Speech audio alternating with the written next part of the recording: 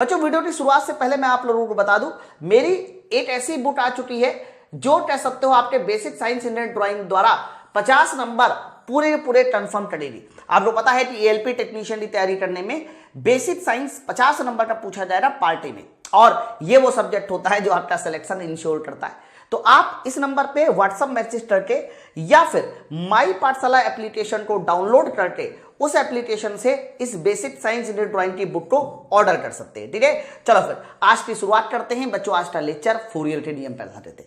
तो बच्चों जब हम लोग लेक्चर की शुरुआत करते हैं तो सबसे पहले आपको यह समझना होगा कि हीट ट्रांसफर कहते किसको है ना। ध्यान से सुनिए, मैंने कहा हीट ट्रांसफर किसको कहते हैं। सुनिए बच्चों, जब भी कभी हीट का ट्रांसफर होता है तो हीट के ट्रांसफर में हमेशा ध्यान रखना दो तरह की बॉडी होती है। एक होती है हमारी हॉट बॉडी, ओके, ये हमारी हॉट बॉडी हो गई, और बच्चों ध्यान रखना ये हमारी कोल्ड बॉडी हो गई। बच्चों हमेशा याद रखना हॉट बॉडी जो होती है गर्म वस्तु, उसका टेम्परेचर T1 होता है और कोल्ड बॉडी का टेम्परेचर T2। हमेशा इस बात को याद रखिएगा, जो हॉट बॉडी है अगर इसका टेम्परेचर T1 माना है तो 101% T1 का मान T2 से ज्यादा होगा।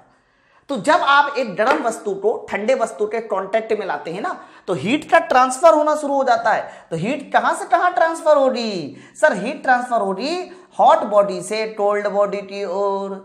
अरे बोलो, ठीक है, आ जाइए। तो बच्चों ये जो हीट का ट्रांसफर होता है ना सर, इस हीट के ट्रांसफर को फिजिक्स में हम कहते हैं कि ये हीट का ट्रांसफर 3 तरह से होता है। तो हीट ट्रांसफर के 3 तरह के मेथड होते हैं, है ना। ध्यान रखना 3 तरह के मेथड में सबसे पहला जो मेथड होता है सर, उस मेथड को बोला जाता है कंडक्शन। बच्चों इसको हिंदी में बोलते हैं चालन। दूसरा जो हीट ट्रांसफर का मेथड होता है सर, उसको बोलते हैं कन्वेक्शन, ठीक है। तीसरा जो हीट ट्रांसफर का मेथड होता है मेरे भाई, वो होता है रेडिएशन। याद रखना conduction, convection, radiation, heat transfer के ये 3 मेथड है। अब ये जो शुरुआत वाला कंडक्शन होता है ना, चालन, है ना बच्चों, ये जो चालन वाला मेथड होता है सर, इसी चालन वाले मेथड को एक नियम के द्वारा समझाया जाता है मेरे भाई, और उसी नियम को बताइए हम किस नाम से जानते हैं? फोरियर का नियम। कौन सा नियम? फोरियर का नियम। तो बच्चों ये जो फोरियर का नियम होता है ना, ये ध्यान रखना किसमें लागू होता है? सर ये कंडक्शन वाले मेथड में लागू होता है, कंडक्शन। अब कंडक्शन होता क्या है? तो कह देना जितना भी हीट ट्रांसफर सॉलिड बॉडी में होता है सर, ठोस वस्तु में होता है सर, वो सब हमारा किसके थ्रू समझा जाता है? कंडक्शन के द्वारा। अब आज के लेक्चर में मुझे आपको ये फोरियर के नियम को समझाना है कि फोरियर का नियम होता क्या है। चलो एक बार लाइन पढ़ लेते हैं। जब दो पिंड जिनका तापमान अलग अलग होता है उनको आपस में जोड़ते हैं तो ऊष्मा का स्थानांतरण कहां से कहां होता है? हॉट बॉडी से कोल्ड बॉडी तक होता है, ठीक है। और ये तब तक होता है जब तक कि दोनों बॉडी का टेम्परेचर बराबर ना हो जाए। मतलब ये तब तक होगा जब तक कि T1 और T2 का मान बराबर ना हो जाए, ठीक है। जब बराबर हो जाता है बच्चों, उस कंडीशन को हम किस नाम से जानते हैं? सर उस कंडीशन को बोलते हैं हम लोग ऊष्मी संतुलन, थर्मल इक्विलिब्रियम बोला जाता है, ठीक है। चलो अब मैं आपको समझाता हूं कि ऊष्मी हीट ट्रांसफर के लिए फोरियर का नियम होता क्या है। बच्चों आ गई ये लीजिए, एक एक करके हम सारे समझे रहे। जैसे कि फोरियर का नियम आज समझ लेते हैं, फिर न्यूटन लॉ ऑफ कूलिंग कल समझ लेंगे, ठीक है। बच्चों फोरियर का नियम सुनिए। फोरियर के नियम हमेशा ध्यान रखना किसी ठोस वस्तु में होता है। जैसे कि चित्र में देखो मैंने एक छड़ दिखाई है। बच्चों छड़ का एक सिरे का तापमान मैंने T1 मान लिया और छड़ के दूसरे सिरे का तापमान मैंने T2 मान लिया, है ना। और मैंने ये बोला है कि T1 का मान T2 के मान से ज्यादा है। बच्चों T1 का मान T2 के मान से क्या है? ज्यादा। मतलब अगर T1 ज्यादा है तो आप मुझे बताइए हीट का ट्रांसफर कहां से कहां होगा? तो कहना हीट का ट्रांसफर T1 से T2 की ओर होगा, क्योंकि T1 ज्यादा है ना। अब आ जाइए बच्चों, ये जो रॉड आपने दिखाई है ना सर, इस रॉड की जो लंबाई है सर, इस छड़ की लंबाई तो मैं अपनी तरफ से L बोल देता हूं। मान लीजिए थोड़ी देर के लिए कि इस छड़ की लंबाई L है, ये L है ना। साथ साथ मैंने ये भी बोल दिया कि इसका जो क्रॉस सेक्शन एरिया है, ये एरिया है ना। तो बच्चों इस क्रॉस सेक्शन एरिया को, इस क्षेत्रफल को मैंने कितनी तरह कह दिया? सर इसको A कह दिया। तो बच्चों फोरियर ने अपने नियम में ये बोला था कि जब किसी क्षण में हीट का ट्रांसफर होता है तो ध्यान रखना उसमें जो हीट फ्लो रेट होता है, बच्चों हीट फ्लो रेट की बात हो रही है।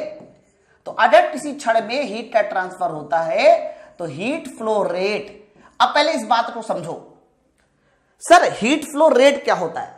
मैं आपको पहले बता दूं, जब हम हीट की बात करते हैं तो उसका मात्रक जूल होता है।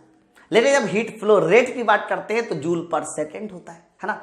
तो हीट फ्लो रेट का मतलब होता है कि यहां पर बात जूल की नहीं हो रही, जूल पर सेकेंड की हो रही, ठीक है।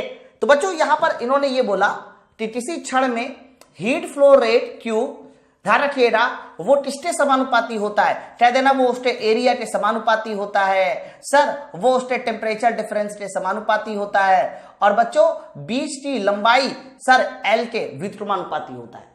Q directly proportional to A delta T divide by L।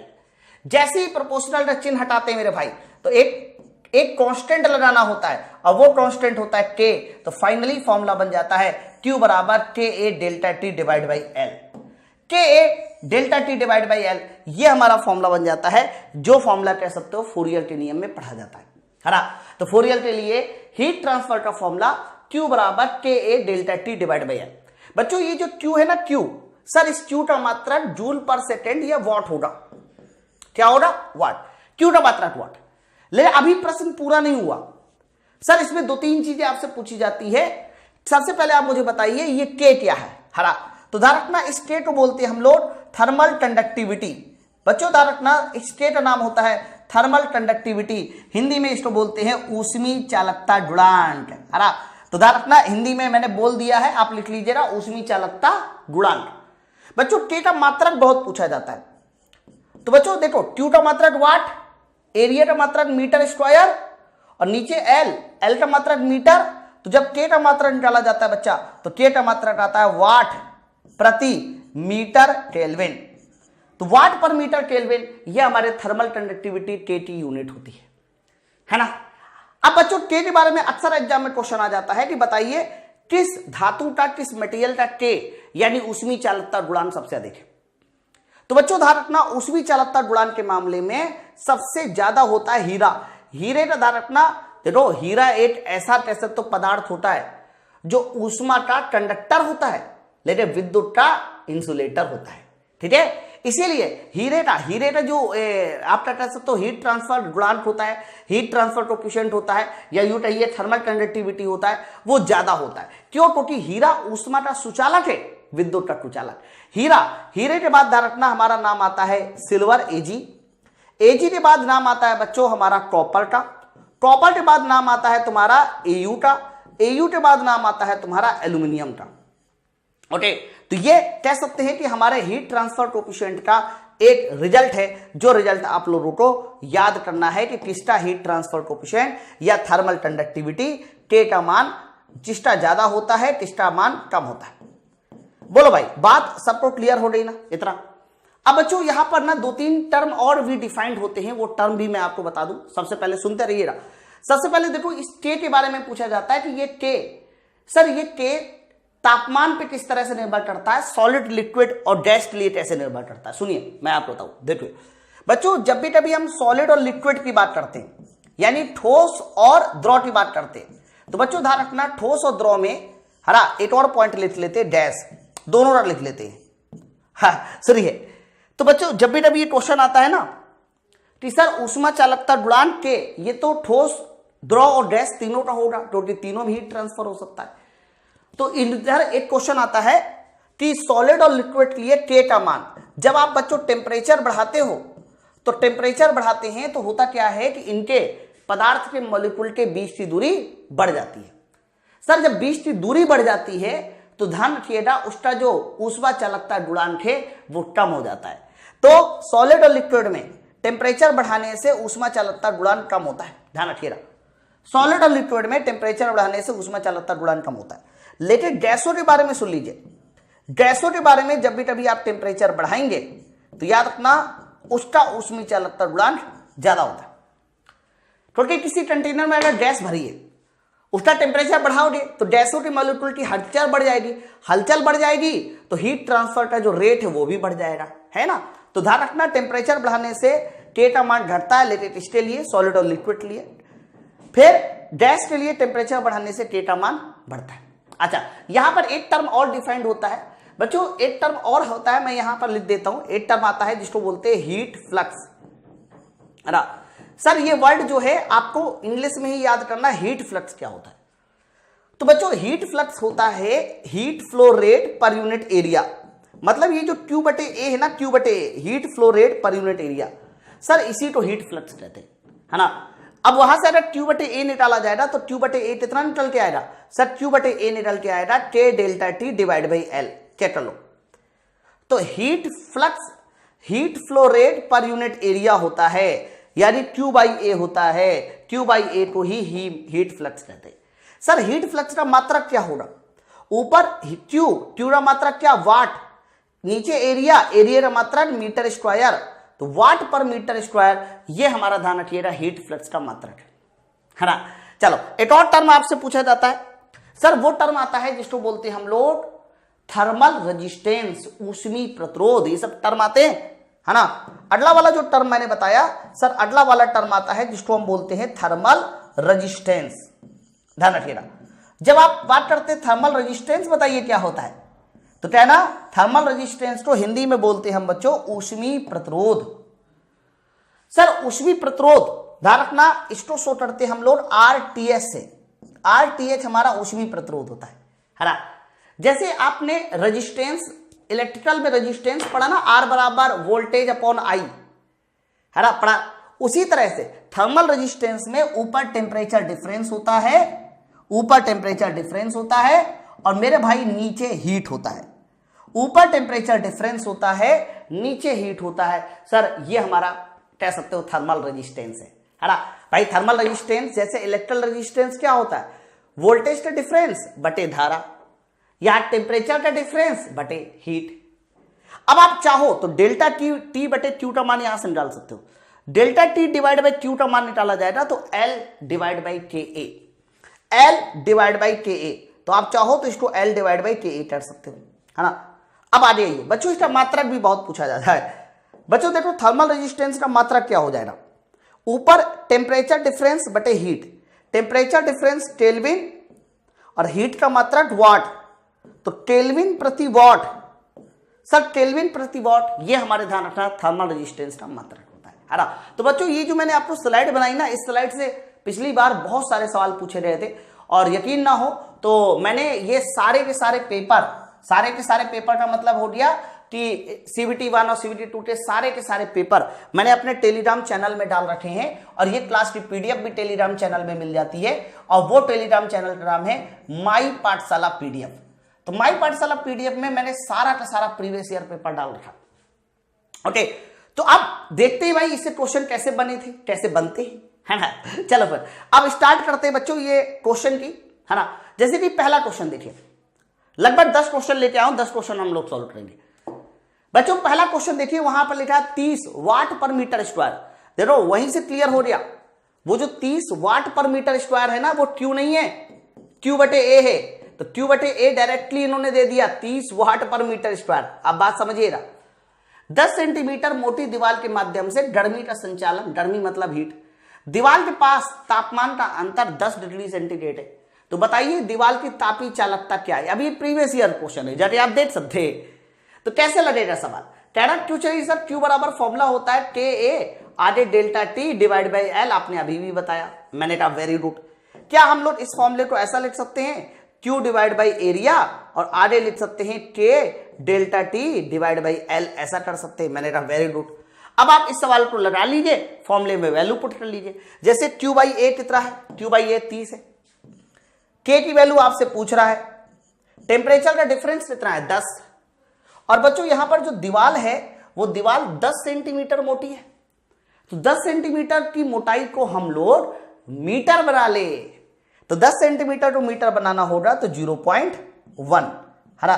चलो अब जल्दी से बताइए इसका आंसर क्या, तो कह रहा 1 0 से 1 0 कैंसिल कर दो, ये इधर जाएगा, तो जैसे ही इधर जाएगा तो K बराबर बताइए कितना हो जाएगा 0.3, है ना। मात्रक याद करो, मैंने कहा था वाट प्रति मीटर केल्विन, तो 0.3 वाट पर मीटर केल्विन, ये हमारे इस सवाल का सही आंसर होगा।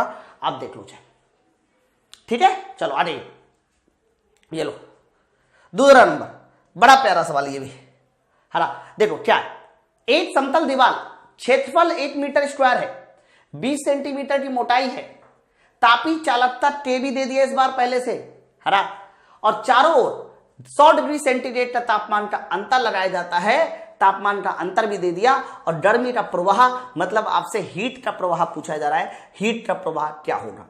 नहीं लगा पाओगे, लग जाएगा, है ना। मेरे भाई ये बताओ Q बराबर फॉर्मूला क्या होता है? Q बराबर फॉर्मूला होता है KA delta T divide by L। आप इसको जो है सॉल्व करके देखिए K। अब अच्छा K की वैल्यू कितनी है? 0.5 है, एरिया की वैल्यू कितनी है? 1 है, डेल्टा T 100 डिग्री सेंटीग्रेड, और बच्चों रही बात लंबाई या मोटाई की, वो 20 सेंटीमीटर है। तो मेरे भाई 20 सेंटीमीटर टू मीटर बनाना होगा ना, तो 20 सेंटीमीटर टू मीटर बनाएंगे 0.2। ये देखिए, तो जैसे ही आप इस सवाल को सॉल्व करेंगे तो दशमलव से दशमलव उड़ गया। देख लीजिए 500/2, सर 500/2 हमारा 250 होता है, इसलिए इस सवाल का सही आंसर 250 वाट के साथ जाएगा। ठीक है, तो ऑप्शन नंबर, अरे कुछ मिस्टेक कर दी क्या भैया? नहीं तो आंसर गलत है क्या? देखिए जरा, 0.5 एरिया 1 मीटर स्क्वायर एकदम सही है, और टेम्परेचर डिफरेंस कितना है? सर टेम्परेचर डिफरेंस 100, तो मिस्टेक है फिर सवाल में। 100 गुणे 5 500, 500/2 250 एकदम सही है ना। तो लगता है बनाने वाले ने ऑप्शन जो है थोड़ा सा इधर उधर किया है, और या फिर टाइपिंग मिस्टेक है ना। तो आप एक काम करो, ये जो पहला वाला उत्तर मुझे 150 समझ में आ रहा है, मुझे लगता है यहीं पर टाइपिंग में थोड़ा सा मिस्टेक हो रही है, सर ये 250 होना चाहिए था। एक बार फिर से चेक कर लेते, कोई वो नहीं है। एरिया 1 मीटर स्क्वायर है, ठीक है। टेम्परेचर डिफरेंस, इंग्लिश वाला भी देख लीजिए, कई बार इंग्लिश में सही लिखा होता है, टेम्परेचर डिफरेंस सही है। पॉइंट से पॉइंट हटाया, 20 सेंटीमीटर था, 20 सेंटीमीटर टू मीटर बनाए 0.2 सही है। 5 गुणे 100 500, 500/2 250, अरे 250 सही है यार। ठीक है, तो इस सवाल का जो सही आंसर है वो ऑप्शन नंबर ए होगा, हमारा 250 के साथ जाएगा। आगे बढ़ते हैं नेक्स्ट क्वेश्चन। ये लो बच्चों, क्वेश्चन नंबर 3 देखिए। अब ये थ्योरी वाला सवाल है, चालन ऊष्मा स्थानांतरण में ताप प्रवणता क्या है?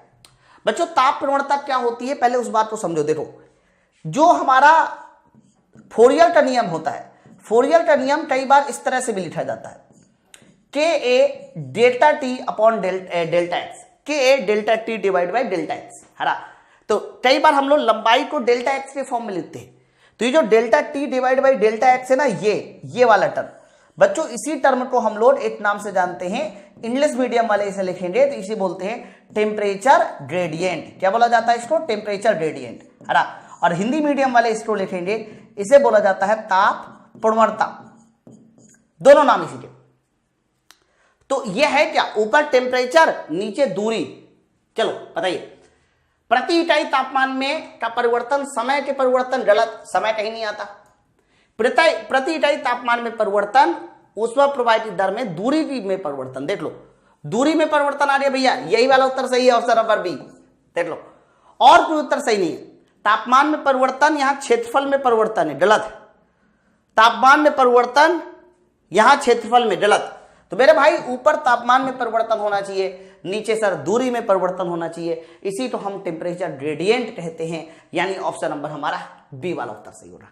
आगे बढ़िए, नेक्स्ट है, ये लीजिए चौथा नंबर।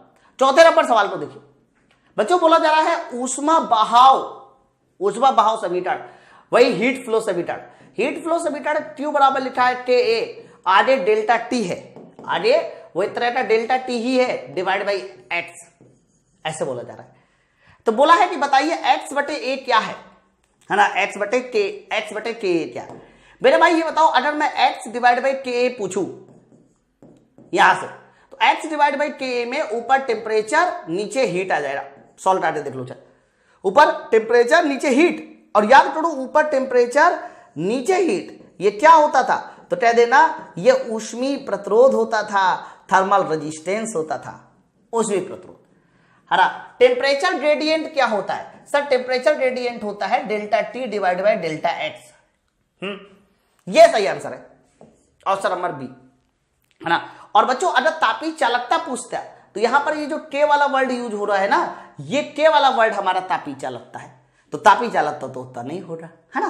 तो ऑप्शन नंबर बी सवाल का सही आंसर। नेक्स्ट है, ये लो, ये वाला सवाल देखिए 25 नंबर। एक समतल दीवार 25 सेंटीमीटर मोटी है, जिसका क्षेत्रफल इतना है, 0.5 इतना है, और यहां पर देखिए टेम्परेचर डिफरेंस कितना बोला जा रहा है? 60। ऊष्मा का प्रभाव पूछ रहा है वैसे ही सवाल, डेटा थोड़ा अलग है बस। हरा तो बच्चों ये बताओ Q बराबर फॉर्मूला क्या होता है? Q बराबर फॉर्मूला होता है KA और आगे होता है delta T divide by delta X।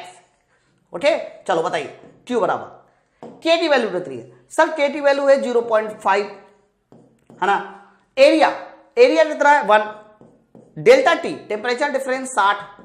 और बच्चों रही बात हमारे डेल्टा X की, डेल्टा X कहो या L कहो सर, वो हमारा 25 सेंटीमीटर, तो 25 सेंटीमीटर को मीटर बनाना होगा तो 0.25 करना होगा। बोलो क्लियर है? अब आप बताओ 0.25 में अगर 2 से मल्टीप्लाई करेंगे तो 0.5 आ जाएगा, 2 बार जाएगा। और 60 गुणे 2 कितना होता है सर? 60 गुणे 2 120 होता है, यानी सवाल का सही आंसर 120 वॉट के साथ जाएगा। ऑप्शन नंबर ए वाला सवाल का सही आंसर है। ठीक है, समझ में आ गया कैसे लगा? बहुत आसान सवाल था। और Q बराबर KA delta T divide by delta X, very important है, उसी पर सवाल बन रहा है। सवाल देखिए, भट्टी की एक निश्चित दीवार में समान मोटाई की 2 परतें, समान मोटाई का मतलब हो गया जिसका L सेम हो, नीचे वाला L सेम हो, जिनमें ऊष्मी चालकता K का अनुपात दिया है, K का अनुपात इन्होंने दे दिया है, तो K का अनुपात आप कितना मानना? 3:2। फिर आगे लिखा है दोनों परतों में तापमान में कितनी गिरावट होनी चाहिए। सर तापमान में गिरावट पूछ रहा है, लग जाएगा सर। आप बताइए Q बराबर फॉर्मूला क्या होता है? KA delta T divide by L, है ना। मैं आपसे ये पूछूं कि जो डेल्टा T है वो K पर किस तरह से निर्भर कर रहा है, तो डेल्टा T देखो K पर इनवर्सली प्रोपोर्शनल है। आप देख लो डेल्टा T K के इनवर्सली प्रोपोर्शनल है। तो मेरे भाई K का अनुपात दे दिया 3 और 2, तो बताइए टेम्परेचर डिफरेंस का अनुपात कितना हो जाएगा? इसका उल्टा कर दो। हरा 3 और 2 का अनुपात उल्टा, ये उल्टा है ना, देखो 1/10, तो 3 और 2 का जब उल्टा करेंगे तो कितना आ जाएगा? 2 और 3। तो टेम्परेचर में जो गिरावट पैदा होगी, लिखा था ना दोनों परतों के तापमान में गिरावट, वो हमारा 2 और 3 के अनुपात में होगी। Option number A. नेक्स्ट ये लीजिए, ये वाला सवाल बच्चों 7वां नंबर क्वेश्चन देखिए। 7वां नंबर सवाल ये है कि इन्होंने K का मान दे दिया 10 सेंटीमीटर, ये दे दिया, इतना दे दिया, हरा, और ठंडे सिरे का तापमान। कई बार क्या होता है गर्म सिरे का तापमान देता है, ठंडे सिरे का तापमान पूछता है।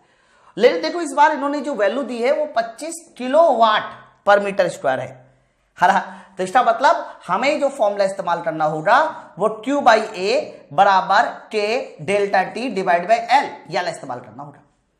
लेकिन बच्चों Q बाई A इन्होंने 25 दिया है और वो भी किलो में है, तो हमें यहां पर क्या करना होगा? 25 के साथ 1000 का मल्टीप्लाई और करना होगा, है ना। K की वैल्यू कितनी है? 50।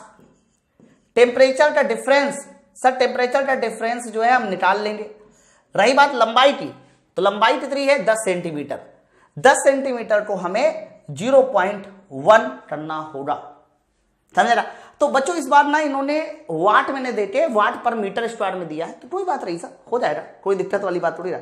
1 0 से 1 0 कैंसिल, पॉइंट भी इससे 1 0 कैंसिल, तो टेम्परेचर का 5 से ये हमारा कैंसिल 5 बार, देख लो। तो टेम्परेचर का जो डिफरेंस आ गया वो 5 गुणे 10 50 आ गया, है ना। टेम्परेचर का डिफरेंस 50 डिग्री सेंटीग्रेड आ गया। अच्छा सर 50 डिग्री सेंटीग्रेड आ गया। सर टेम्परेचर के डिफरेंस का मतलब है ज्यादा वाला टेम्परेचर माइनस कम वाला टेम्परेचर बराबर 50 होना चाहिए, ऐसे ही। और इन्होंने देखो ज्यादा वाला टेम्परेचर, गर्म सतह का तापमान पहले ही दे रखा। गर्म सतह का तापमान कितना बोला है? 100। तो गर्म सतह का तापमान ज्यादा होता है ना, तो ज्यादा वाले अर्थात T2 का मान 100 दे दिया और T1 का मान आपसे पूछा जा रहा है, यानी ठंडी वाली सतह का तापमान पूछा जा रहा है, ये इधर आएगा तो ठंडी वाली सतह का तापमान 50 हो जाएगा, है ना। वैसे भी देखो ना गर्म वाली सतह का तापमान 100 है और अंतर, सर अंतर आपको 50 लाना है, तो अंतर 50 तभी होगा जब ठंडी सतह का तापमान 50, 100 माइनस 50 50। क्लियर है ना। तो कई बार आपके सामने ऐसे सवाल भी बनेंगे, है ना। ये लीजिए 8वां नंबर, बड़ा प्यारा सवाल है। अरे 8वां नंबर सवाल बोला जा रहा है कि एक भट्टी कि एक मिश्रित दीवार में समान मोटाई की 3 परतें हैं। बच्चों इस बार इन्होंने ऊष्मा चालकता K का जो अनुपात दिया है ना, सर इस बार K का अनुपात दिया है 1 2 4, ऐसे। तो 3 संबंधों में तापमान में गिरावट पूछ रहा है। फिर वही क्वेश्चन, तापमान में गिरावट, लेकिन 2 बार नहीं 3 बार है। तो आप मुझे बताइए जरा, मैंने अभी यही बताया तापमान की गिरावट सर K के इनवर्सली प्रोपोर्शनल होती है। अच्छा 2 वाले में तो डायरेक्ट उल्टा करके रिजल्ट आ सकता है, लेकिन 3 वाले में नहीं, है ना। 3 वाले में हमेशा ध्यान रखना, जब भी तभी आपको उल्टा करना हो तो उल्टा कीजिए। 1 का उल्टा 1/1, 2 का उल्टा 1/2, 4 का उल्टा 1/4। 2 वाले में एकदम सही बैठेगा, 3 वाले में हो सकता है कभी सही बैठे कभी गलत भी बैठे, इसलिए 3 वाले को हमेशा ऐसा कीजिए। बच्चों अगर मैं इसमें सब में 4 का मल्टीप्लाई कर दूं तो यहाँ 4, यहाँ 2, यहाँ 1, हालांकि ठीक बैठ गया, लेकिन जरूरी नहीं है कि हर बार ठीक बैठे, इस बात को याद रखिएगा। मैं आपको गलत कॉन्सेप्ट थोड़ी ना पढ़ाऊंगा कि एक बार ठीक बैठ गया चलो याद कर लो, नहीं, जो सही तरीका वही बताऊंगा। चलो ऑप्शन नंबर बी नेक्स्ट आइए। चलो ये वाला सवाल देखिए, 9वां नंबर क्वेश्चन बड़ा प्यारा है। एक समतल दीवार 20 सेंटीमीटर मोटी है, के की वैल्यू दी जा रही है, एरिया दिया जा रहा है, 100 डिग्री सेंटीमीटर तापमान का अंतर है, ऊष्मा प्रवाह की दर। सर ऊष्मा प्रवाह की दर पूछ रहा है और वो भी किलोवाट में, तो Q बराबर फॉर्मूला इस्तेमाल कर दो भैया, K A delta T divide by L, है ना। अब दोबारा कभी इस तरह के सवाल तुमसे जीवन में गलत नहीं होंगे, मैंने कहा ना धीरे धीरे करके मैं आपका पूरा बेसिक साइंस कवर करा दूंगा। के की वैल्यू 0.5 है, एरिया की वैल्यू 1 है, डेल्टा टी हमारा 100 है, लंबाई की वैल्यू कितनी है, सर लंबाई की वैल्यू 20 सेंटीमीटर है, 20 सेंटीमीटर का मतलब हो गया 0.20, देख लो आ गया। तो बच्चों 0.20 आ गया। अब देखो ध्यान से क्या होने वाला है, सर ये 0.20 है, तो एक काम करिए ना, 0.20 को क्या हम 0.2 कर सकते हैं, बिल्कुल कर सकते हैं। पॉइंट से पॉइंट याला हटा दीजिए, है ना, तो 500/2, 500/2 कितना होता है 250। बच्चों 250 वाट आंसर में नहीं है, लेकिन 250 वाट को क्या हम लोग 0.250 किलोवाट या 0.25 किलोवाट ऐसे भी तो लिख सकते हैं। तो 250 तो हमने 0.25 किलोवाट कर दिया। क्यों ऐसा किया, क्योंकि आंसर में हमसे किलोवाट में पूछ रहा था।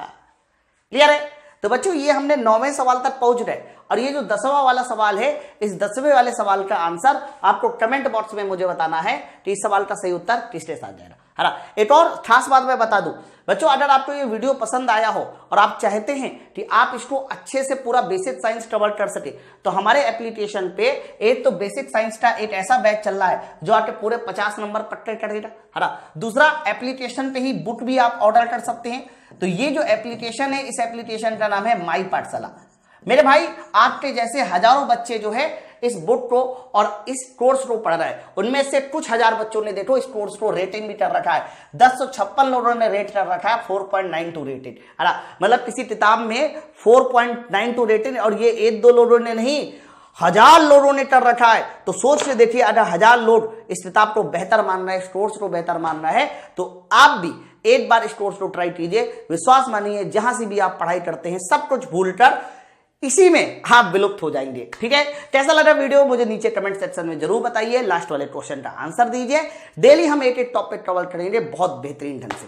Thank you very much.